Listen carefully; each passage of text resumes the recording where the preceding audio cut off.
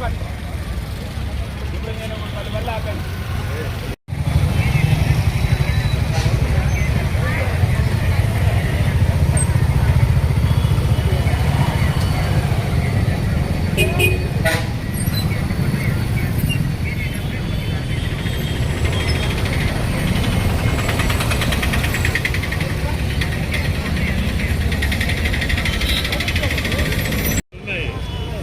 ఎంత బాధ అనిపిస్తుంది. అదే ఒక ప్రాణం పోతే అయ్యో అంటారు.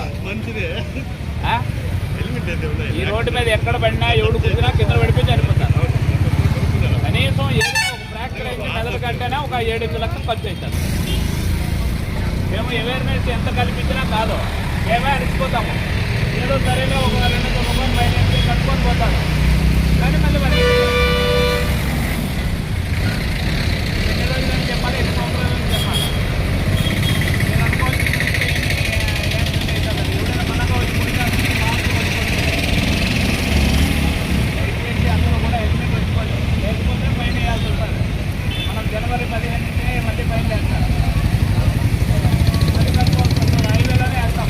హైవేలో కింద వేస్తూనే వేస్తాం. హైవేలో వస్తాను ఇబ్బంది పెట్టుకుంటారు. ఏమైపోతుంది తల మీద ఉంటే?